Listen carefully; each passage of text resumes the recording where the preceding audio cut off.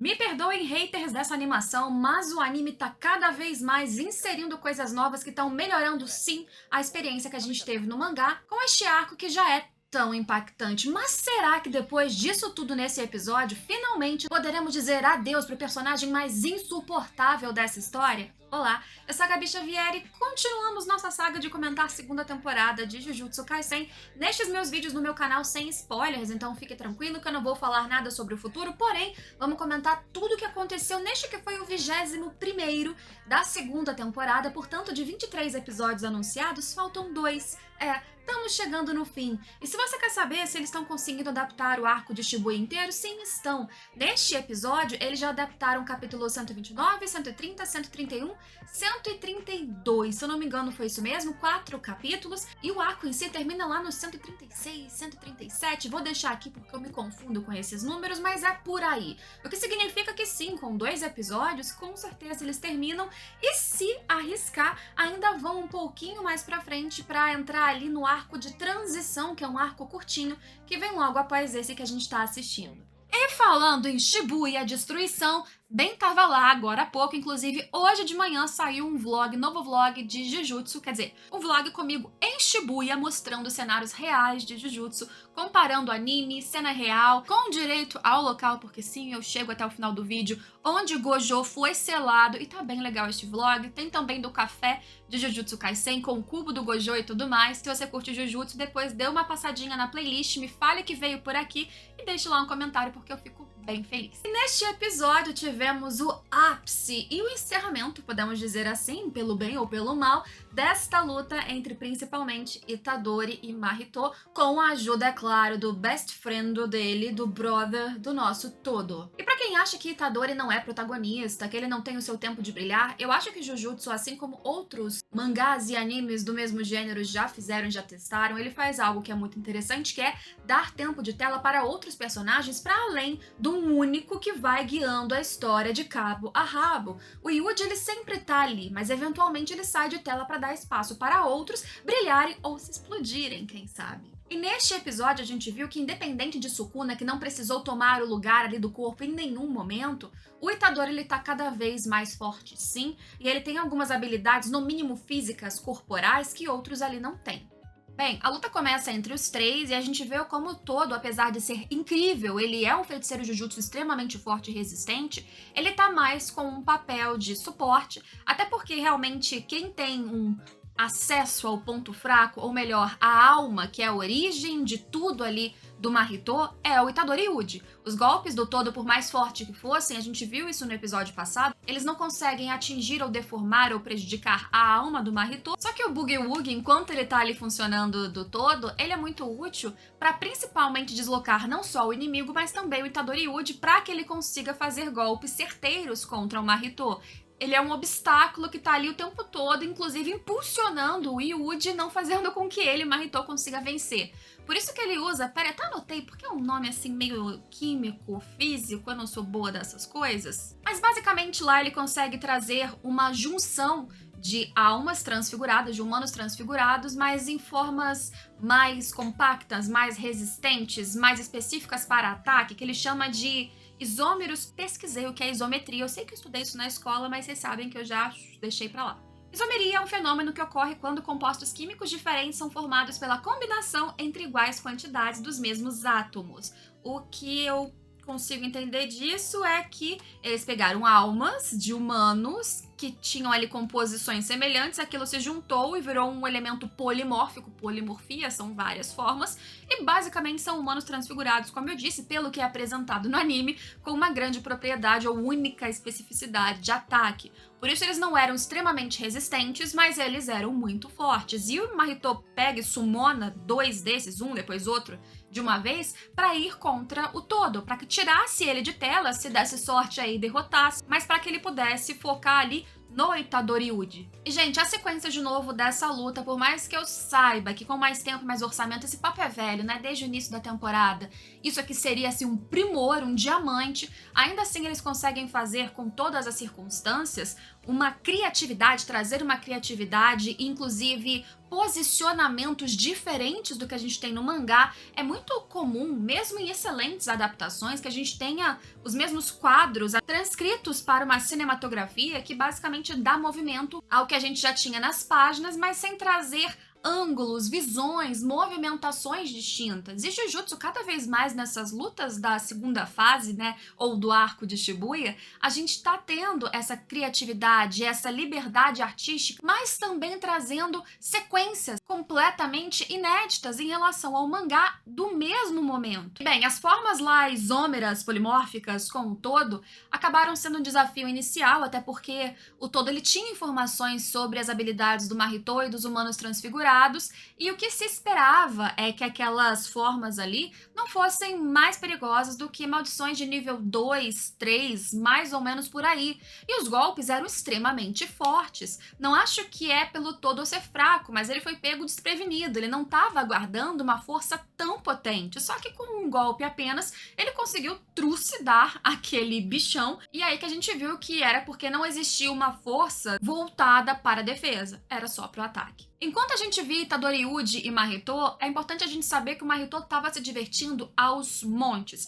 O Yuji tinha abraçado desde o episódio passado essa missão dele continuar sendo um feiticeiro que precisa carregar o legado daqueles que já foram, que precisa continuar com a tarefa que é acabar com maldições, e a gente vê isso crescendo ao longo do episódio porque ele está extremamente determinado, ele não dá um passo para trás, ele está muito bem focado em sintonia com o todo quando os dois estão juntos e sozinho, sem precisar de tempo para raciocinar a cada movimentação e virada nesse jogo. Ele sempre sabe o que precisa fazer e ele faz. Só que um grande ponto de virada no episódio é quando a gente descobre que Mahito aprendeu com o mestre Gojo lá embaixo sobre o negócio de expansão de domínio por 0,2 segundos, ou seja, uma fraçãozinha milésimo rápida. Porque a expansão de domínio do Mahito para atingir o Itadori, mesmo que sem querer, é extremamente perigosa, porque se ele atinge toda a alma, né, se ele consegue atingir a alma de todo mundo que está dentro do seu domínio, ele acaba atingindo também a alma do Sukuna, que está dentro daquele corpo do Itadori.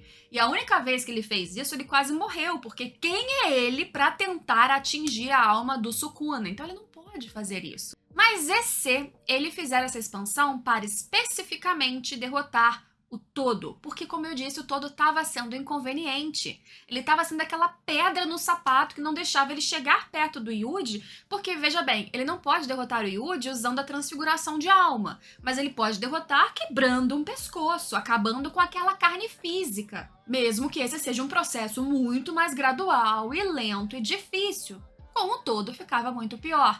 E ele consegue fazer essa expansão de domínio, e esse momento de narração, a narração são quadrinhos que já existem neste momento do mangá, acredito eu que sejam interferências inclusive necessárias, desde as páginas até o anime, porque são pontuais, rápidas, mas explicam algumas coisas que, sinceramente, cada vez mais daqui pra frente em Jujutsu, conceitos vão se complicando, ficando mais densos, complexos, são muitos personagens, muitas forças, acho que cai bem esse tipo de explicação. E é a explicação que clareia tudo o que aconteceu, dizendo que o todo aprendeu com a Yuki, que é a feiticeira de grau especial, que inclusive aparece também no flashback dessa temporada, o domínio simples para que ele conseguisse se proteger dentro de outro domínio. Ele faz isso muito rápido, mas não tão rápido quanto Itadori-Uji estava lá correndo para tentar ali exterminar, para tentar exorcizar a maldição, o Mahito, enquanto ele estava ainda expandindo o seu domínio. A gente tem que entender, ter a suspensão ali de descrença de que tudo isso foi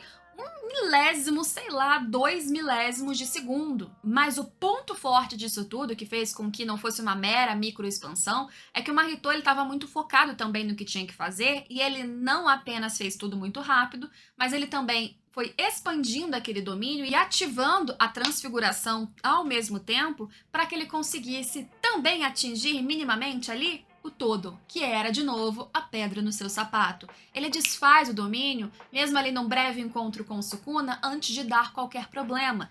E o objetivo dele foi cumprido. Ele consegue fazer com que o todo seja atingido, e o todo não é completamente transfigurado, apesar de toda a sua força, porque ele arranca aquele pedaço dele que começou já a ficar deformado. Ele perde metade de um braço.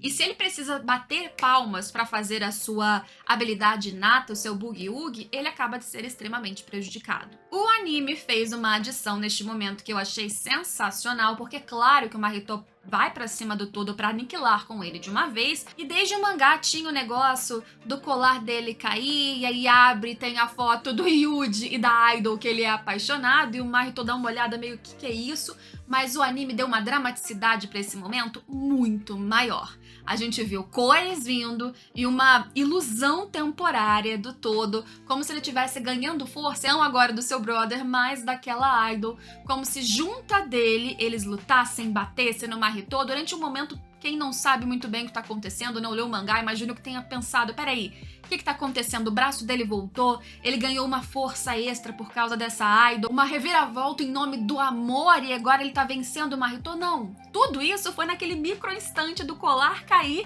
e o Mahito indo em direção a ele. Mas sim, ele ganhou uma potência que fosse simbólica nesse micro momento para que ele tivesse um espírito muito forte e fizesse a coisa certa, apesar de arriscada também. Ele dá um tapa super rápido na mão do Mahito sem que ele percebesse ou pressentisse o que ia acontecer, então ele não foi transfigurado naquele micro instante. E ele utilizou o próprio inimigo para fazer um Boogie-Woogie. A palma foi feita e ele trocou de lugar de novo com Itadori. A mão do todo ficou acabada, a mão do braço que sobrou, e ele fica jogado, enquanto a gente vê mais uma vez Itadori colocando um Kokusen em cima do Mahito. E aí que a gente tem algo que é o auge dessa maldição de nível especial, porque ele foi novamente atacado. Isso logo depois dele também já ter ficado um pouco sofrido, porque depois que você faz uma expansão de domínio, ainda que curta, é muito mais difícil você ajustar, controlar seus feitiços,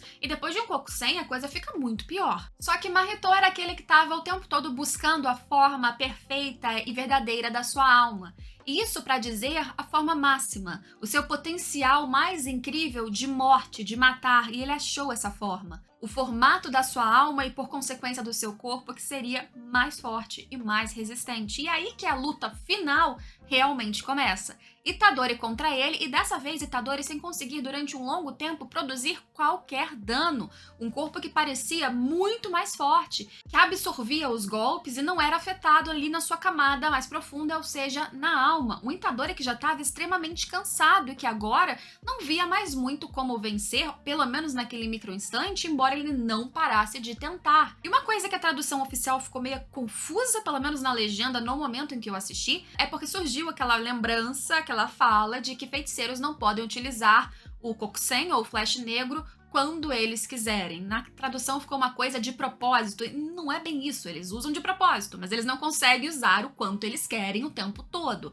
E isso aparece novamente como uma lembrança para mostrar que, peraí, de alguma forma, Itadori tá sempre tentando usar, e você vê que a perna dele já tá tremendo, mas ele sabe que o único golpe ali, agora, que seria capaz de acabar com este inimigo, independente da sua forma final perfeita, seria um Kokusen. E aí duas coisas são importantes para que este final seja positivo para o lado dos feiticeiros e não para o lado do Mahito. Primeiro é que, desde a luta com o Choso, o Itadori conseguiu ali controlar a sua habilidade de golpe duplo, golpe divergente, em que ele dá um golpe físico e a energia vem depois. Ele utiliza isso contra o Mahito no momento em que eles vão se golpear, e por isso ele tem já um elemento surpresa que faz com que o seu inimigo não dê um golpe fatal. Ali ele já ganha um ponto. O segundo ponto é que mais uma vez surge o todo exatamente nesse instante, e ele jogou um blefe. A chegada do todo não foi para fazer qualquer coisa ali expressiva, inclusive ele se arriscou e se colocou